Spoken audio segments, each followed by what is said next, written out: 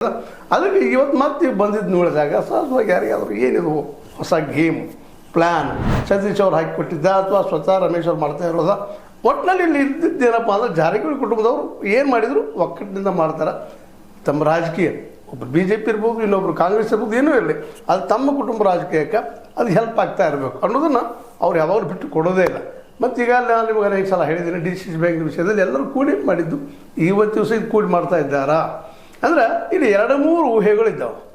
ಇದು ಅವ್ರು ಮಾತಾಡಿಲ್ಲ ಅಂತ ಹೇಳಿದ್ರು. ಆಲ್ರೆಡಿ ರಮೇಶ್ ಅವರು ಓಪನ್ ಆಗಿ ಸ್ಟೇಟ್ಮೆಂಟ್ ಕೊಟ್ಟರು, ಇಲ್ಲರಿ ಪಾಪ ಅವ್ರು ಆರಾಮಿರಲಿಲ್ಲ ಬಂದಾಗಿಂತ ನಮ್ಮ ಗುರುಗಳವರು ನಮ್ಮ ಸೀನಿಯರ್ಸು ನಾವು ಭೇಟಿಯಾಗಿದ್ದೀವಿ. ಮತ್ತು ಮೊದಲಿಂದು ಸಿದ್ದರಾಮಯ್ಯ ಪರವಾಗಿ ಸಾಫ್ಟ್ ಕಾರ್ನರ್ ಇಟ್ಕೊಂಡು ಬಂದಂಥವ್ರು. ಮತ್ತು ಇನ್ನೊಂದು ಮಾತು ಅಥವಾ ಆರೋಪ ಕೇಳಿ ಬರ್ತಾ ಇದೆ, ಆ ಹಿಂದಿನ ಸರ್ಕಾರಕ್ಕೆ ಬಿಡಿಸೋದ್ರಲ್ಲಿ ರಮೇಶ್ ಅವರು ಸಿದ್ದರಾಮಯ್ಯರ ಮಾರ್ಗಗಳು ಹೋದರು ಅನ್ನುವಂಥ ಮಾತುಗಳಿದ್ದಾವೆ. ಅದು ಎಷ್ಟು ಸತ್ಯ ಸುಳ್ಳು ಗೊತ್ತಿಲ್ಲ.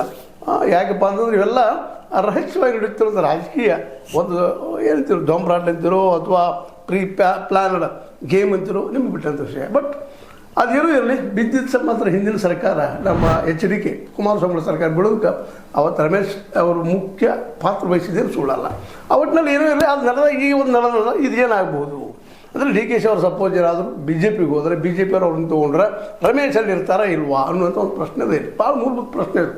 ಯಾಕಂತಂದ್ರೆ HDK ಅವ್ರಿಗೂ ಮತ್ತು ಸ್ವತಃ ರಮೇಶ್ ಜಾರಕಿಹೊಳಿ ಅವ್ರಿಗೂ ಅವರು BJPಗೆ ಬರೋದು ಬೇಕಾಗಿಲ್ಲ. BJPಗೆ ಬಂದರೆ ತಮ್ಮ ಹೊಡೆದು ಬರ್ತದೆ ಅನ್ನೋಂಥದ್ದು ಸ್ಪಷ್ಟವಾಗಿ ಅವ್ರಿಗೆ ಅಭಿಪ್ರಾಯ ಇದೆ. ಹೀಗಾಗಿ ಒಂದು ವೇಳೆ ಏನೋ 45 ಮಂದಿ ಶಾಸನ ತೊಗೊಂಡು ಬರೋದಾದ್ರೆ ಆ ಸಂದರ್ಭದಲ್ಲಿ ಮುಂದಿನ ಗೇಮ್ ಪ್ಲ್ಯಾನ್ ಏನು ನಾವು